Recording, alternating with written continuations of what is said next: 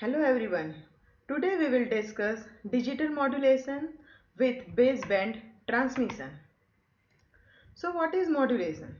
When we want to transfer any message, that is data bit, from sender to receiver through a physical media, that bits need to be converted into a signal. Signal can be any periodic sine wave or a digital signal, that is analog signal or digital signal. So the process of converting the data bits into the signal is called as modulation. Here we can change any property of this periodic wave like amplitude, frequency or phase. So if we are changing this property of the analog signal, that is called as an analog modulation, and if we are converting the digital bits and transmit this modulated signal on the communication channel, that is called as a digital modulation. So what is baseband transmission? The transmission of the encoded signal using its own baseband frequencies, that is called as a baseband transmission. Means each and every communication channel or physical media has got its own frequency band. Using that fixed frequency band, we are transmitting the data by converting it into the signals, that is called as a baseband transmission. We can have the example of CCTV camera communication, where audio and video signals are transmitted through the coaxial cable.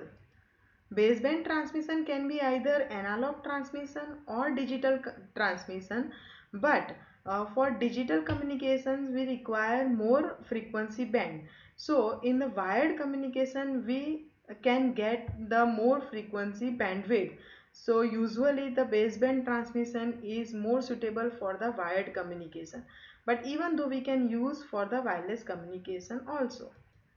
For analog modulation, we can change different properties of this sine wave, that is a periodic analog signal properties like amplitude, frequency or phase.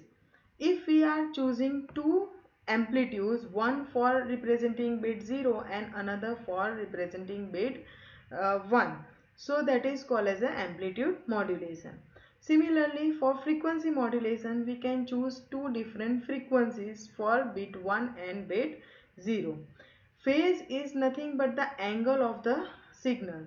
If we are selecting two different angles of two signals, then we can have the phase modulation technique.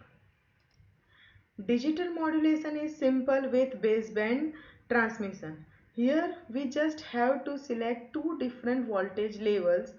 For example, positive voltage to represent bit 1 and negative voltage to represent bit 0. So simply we can convert the bits of data into the digital signal. This schema is called as a non-return to zero schema, where one signal is representing one bit. So bit rate and baud rate are equal. Baud rate is nothing but the number of signals per second. So if we want to get b bits per second data rate, then minimum we require b by 2 uh, hertz bandwidth of a channel according to the Nyquist equation. Here we have used two voltage levels. So at a time with one signal we can send maximum of 2 bits. So the bandwidth is not utilized properly.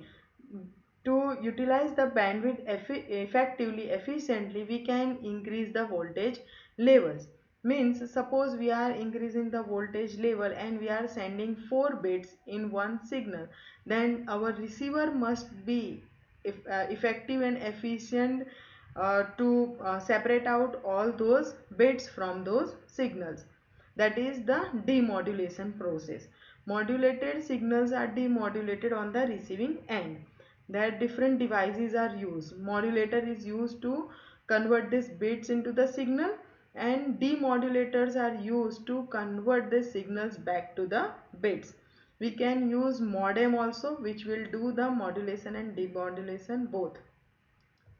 Means if we are increasing the signal levels, we have to synchronize the clock also. The receiver must able to identify where the signal starts and where the signal ends, what are the different voltage levels.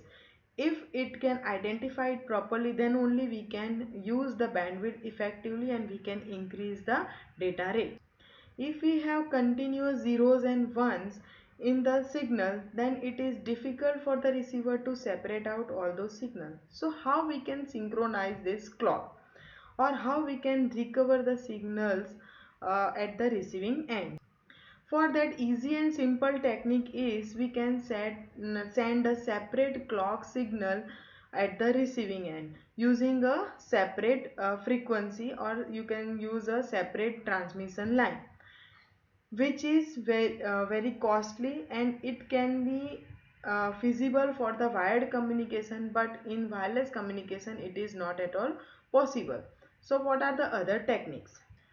So as shown in the diagram, we can see that in the Manchester encoding technique, uh, the clock is XORed with the bit stream and the new digital signal has been generated, where the data is XORed with the clock signal.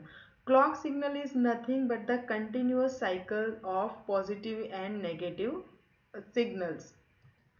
Problem with the Manchester encoding technique is it requires twice the bandwidth as that of NRZ technique due to the clock pulse. Manchester encoding technique is used with the wired Ethernet, that is 802.3 Ethernet. So a different strategy is based on the idea that convert the data in such a way that there are enough transitions. Means here we can see that another technique, NRZI, that is non-return to zero invert, where there is a transition while beta bit 1 is there and there is no transition for bit 0. We can take another way also. Means if one bit 1 is there, there is no transition, and if bit 0 is there, there is a transition, vice versa. This technique will help to solve the problem of long runs of ones or zeros.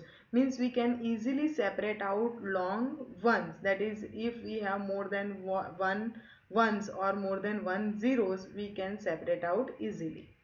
The popular USB communications carried out using this NRZI technique. So here if we look at the diagram, long ones will not cause the problem due to transition, but still there is a problem of long zeros. Means if there are continuous zeros according to this NRZI technique, we make have problem of clock synchronization. To overcome this problem, different other coding schemes are used. For example, 4B 5B encoding technique. What is this encoding technique? Here we are converting 4 bits in 5 bits. Means we will represent the 4 bits in such a way that there are no more consecutive zeros in the outcome 5 bit signal. This is nothing but a simple mapping. Here in the table we can see that how the 4-bit input is converted into 5 bits. Means for example, if we have a 16 combinations as input, we will have 32 output combinations. But we have not mapped all the combinations of 32-bit output. We have just used the 16 combinations in such a way that there are no more consecutive zeros are there. Other remaining signals can be used as a control signals for communications. Now when we are doing baseband transmission, we must have to consider the DC component of the signal. So what is the DC component? So there must be equal positive as well as the negative voltage in the resulting signal. This type of generated signals are called as the balanced transmission signal.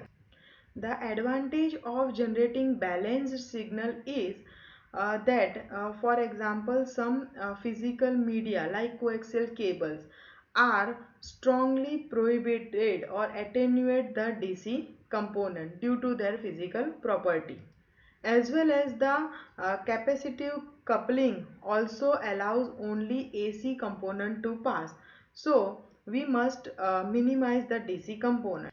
Balanced signals are a good combination of positive as well as negative voltage, so it is good for the clock recovery even. In the diagram, bipolar encoding technique has been shown, which is the balanced signal. Here, the bit 1 is represented using positive voltage once, and the next time when the bit 1 occurs, it will be represented as negative voltage. So, the positive voltage and the negative voltage will be cancelled out and we will get a minimum DC component. Alternatively, we can use 4B, 5B or 8B, 10B encoding techniques also to generate balanced signals. Bit 1 is called as mark and bit 0 is a space. So the name is alternate mark inversion, that is AMI technique, which is used in the telephone network. Here is some exercise for you for brainstorming and to clear the concepts. You can refer these books for more information. If you find any difficulty, feel free to contact me on the given address. Thank you and see you in the next session.